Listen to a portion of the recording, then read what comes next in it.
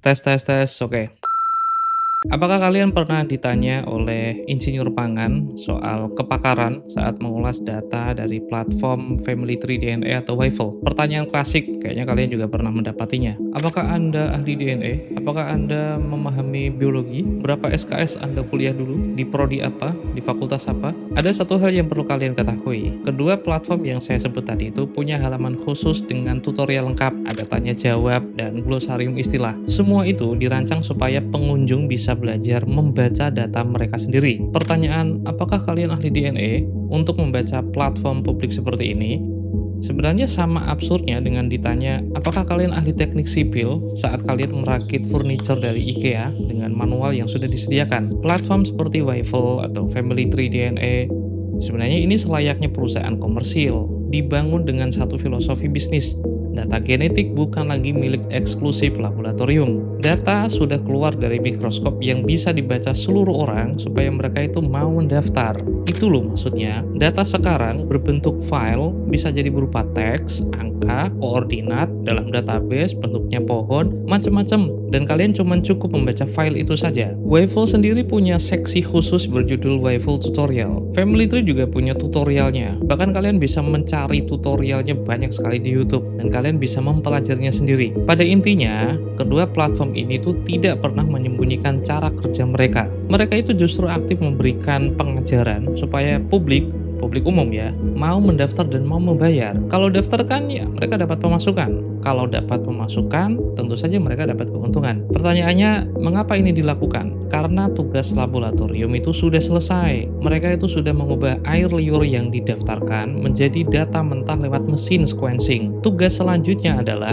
analisis data. Dan analisis data adalah disiplin yang berbeda sekali dengan biokimia. Bagi saya ada dua ranah yang berbeda. Untuk memudahkan, saya punya istilah seperti ini. Pertama, laboratorium basah. Mereka itulah yang bekerja dengan pipet, dengan reagen kimia, dan mesin PCR. Mereka lah yang tahu cara mengekstrak data dari sampel biologis yang masuk. Ini memang butuh gelar biologi molekular. Ranah kedua, ini juga istilah saya, laboratorium kering. Mereka lah yang bekerja dengan file-file di komputer, dengan database, dengan algoritma, dan dengan statistik. Mereka yang tahu cara membaca output mesin sequencing. Ini cuma butuh literasi data, tidak perlu jas laboratorium. Nah, platform seperti Wafel dan juga Family Tree DNA adalah alat untuk ranah kedua tadi, laboratorium kering. Saat kalian membuka halaman haplogroup di Wafel, kalian itu tidak sedang melakukan eksperimen kimia. Kalian sedang membaca laporan yang sudah jadi berupa angka, database, pohon, dan macam-macam. Persis seperti membaca hasil tes darah dari klinik.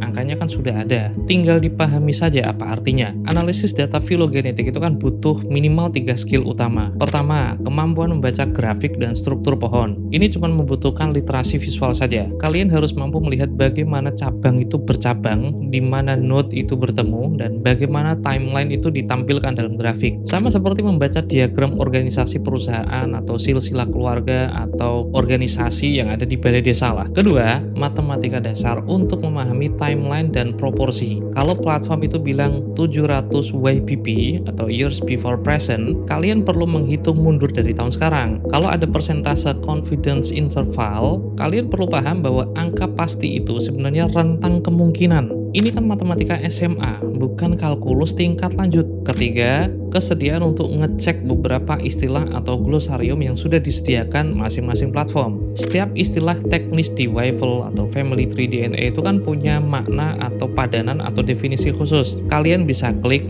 kalian juga bisa baca. Sesederhana itu. Kalau nggak bisa bahasa Inggris, tinggal ditranslate pakai Google Translate atau ChatGPT. Tidak ada yang butuh jas laboratorium. Tidak ada yang butuh reagen kimia. Tidak ada juga yang butuh gelar dokter biologi. Sebagai prakteknya, seperti ini. Kita coba ulas GY32613. Haplogroup ini konon dimiliki oleh Bani Alawi, kabilah asal Hadramaut yang dikenal di Indonesia atau Asia Tenggara dengan sebutan Habib. Data untuk haplogroup ini terbuka banget di Wafel. Siapapun bisa mengakses, siapapun bisa memverifikasi. Saya akan menunjukkan 3 layer pembacaan. Layer pertama, membaca angka dasar. Layer kedua, memahami konsep di balik angka. Dan layer ketiga, mendeteksi pola dalam struktur pohon. Setiap layer itu kan butuh skill yang berbeda. Tapi tenang, semuanya itu bisa dipelajari dari tutorial di masing-masing platform. Sekali lagi, kalian tidak perlu jadi ahli DNA. Layer pertama, membaca angka. Coba buka halaman Wavefull untuk GY32613. Di bagian atas, kalian akan lihat dua angka penting. Pertama, teksnya tertulis form, artinya terbentuk sekitar 900 hingga 950 YBP, singkatan dari years before present, yaitu tahun sebelum sekarang. Artinya, mutasi genetik yang mendefinisikan GY32613 ini muncul pertama kali sekitar 900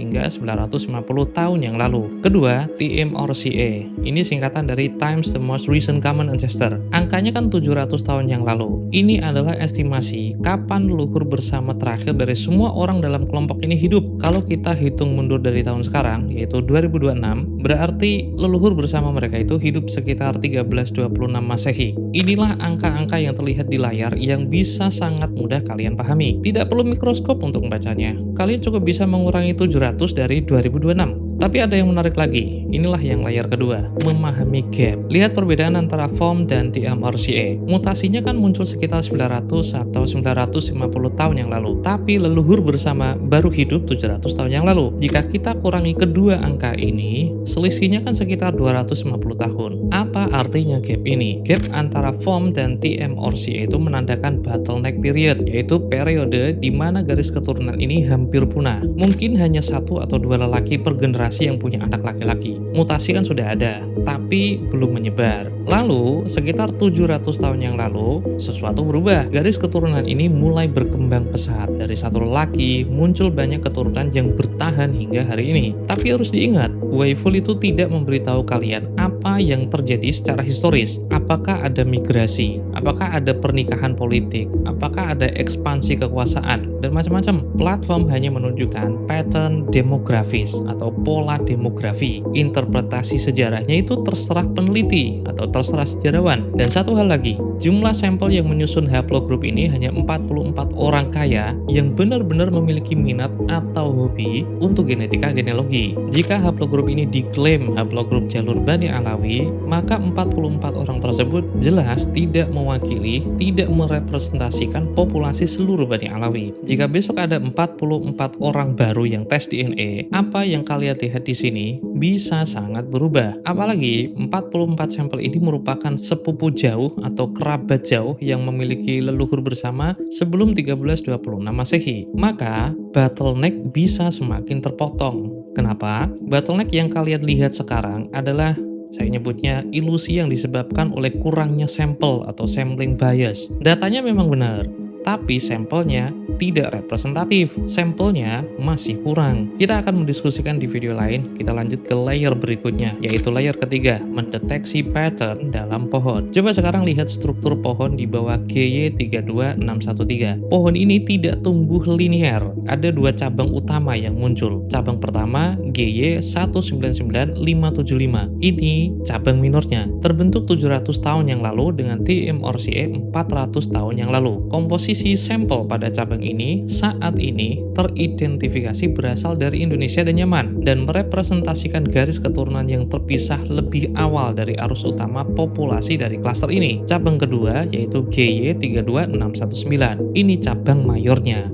Dan disinilah fenomena demografi yang signifikan terlihat. Coba lihat bagaimana cabang ini tuh langsung meledak. Satu node pecah dari banyak anak cabang sekaligus. GY94309, GY20675, GY94775, dan lainnya. Ini disebut starburst pattern, pola bintang meledak. Dalam terminologi demografi, ini menandakan rapid expansion atau ekspansi cepat dalam beberapa generasi saja. Coba lihat bendera-benderanya. Ini yang terlihat dari sampel yang sudah diuji sekarang, tepat ketika saya membuat video ini. Dan karena sampelnya tidak representatif, maka tidak bisa kalian membuat pernyataan semua Habib pasti begini. Akan tetapi, berdasarkan observasi Wavefull dari sekian ribu orang yang sudah tes DNA dan hasilnya masuk ke database Wavefull, sampel 44 orang inilah yang menyusun pola geografis yang Anda saksikan sekarang. Data bisa berubah besok pagi. Bisa ada sampel baru dari negara lain. Bisa ada subclade baru yang terdeteksi. Jadi,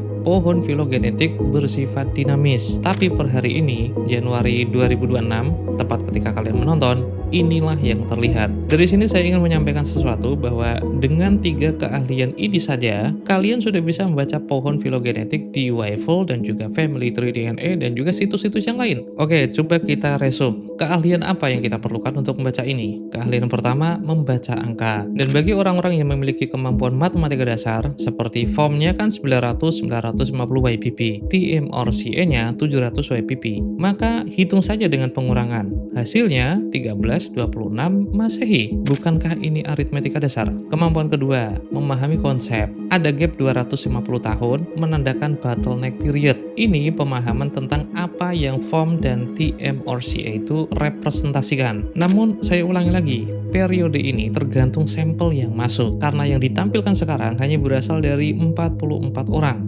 Dan tentu saja 44 itu tidak representatif. Bisa jadi besok ada 44 sampel baru, bisa jadi pohon filogenetiknya berubah drastis, berbeda jauh dengan sekarang, semua bisa terjadi. Kemampuan ketiga adalah mendeteksi pattern atau pola, semacam sebaran geografis dari ikon-ikon bendera, cabang yang lebih kecil versus cabang yang dominan. Ini yang disebut dengan pattern recognition, yaitu keahlian yang sama dengan membaca grafik pertumbuhan ekonomi atau diagram alur organisasi di balai desa. Semuanya juga ada di tutorial masing-masing platform. Dan jika kalian kebingungan dengan istilah-istilah Inggris di Wavell, mereka pun sudah memberikan semacam glosarium. Jika tidak bisa bahasa Inggris, ya pakai saja Google Translate atau AI untuk menerjemahkannya. Jika masih bingung, banyak tutorial di YouTube yang bisa kalian pelajari. Nah, pertanyaan sekarang bukan apakah kalian ahli DNA. Pertanyaan sekarang adalah, apakah kalian sudah membuka tutorialnya di YouTube? Pertanyaan, apa kepakaran kalian untuk membaca Wavell atau Family Tree DNA? Sebenarnya mengungkap satu hal. Pertanyaan itu mengasumsikan bahwa data genetik adalah wilayah eksklusif yang hanya boleh disentuh oleh mereka yang punya gelar tertentu,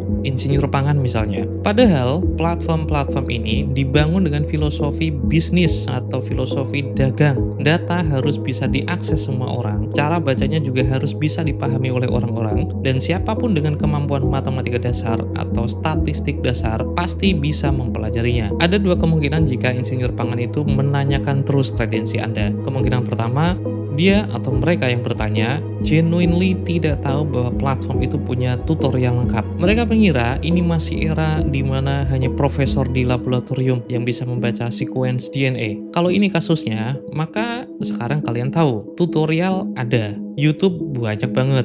Manualnya juga terbuka, silakan dibaca. Atau kemungkinan kedua, dia atau mereka sebenarnya tahu kalau platform itu punya tutorialnya, tapi memilih mengabaikan. Lebih mudah mempertanyakan legitimasi para penggugat daripada menghadapi apa yang data ini tunjukkan. Jadi inilah sikap yang disebut gatekeeping, yaitu menjaga pintu supaya orang-orang bodoh itu tidak boleh masuk, supaya mereka itu masih bisa untuk dibodoh-bodohi. Jadi saat insinyur pangan atau siapapun lah ya yang membahas nasab orang bertanya kepada kalian, apa kepakaran kalian? Kalian bisa jawab seperti ini. Kepakaran saya adalah kesediaan membaca dokumentasi yang disediakan oleh Wavell, memahami konsep yang dijelaskan oleh Family Tree DNA, dan teliti terhadap data yang mereka sajikan. Apakah ini cukup? Family Tree dan Wavell mengatakan, ya, itu cukup. Justru yang menjadi pertanyaan adalah, kenapa insinyur pangan yang tidak pernah dilatih untuk memahami kompleksitas migrasi populasi manusia, tidak pernah dilatih untuk memahami penyempitan demografis, tidak pernah belajar sejarah orang Arab yang kitabnya saja berbahasa Arab, tidak pernah menganalisis daftar nama di kitab-kitab nasab yang juga sepenuhnya berbahasa Arab, bisa membatalkan nasab manusia ribuan tahun lalu hanya bermodal ini saja. Bahkan ketika saya tidak menyebut ini sampelnya 44 orang, sebenarnya tidak akan ada video seperti ini.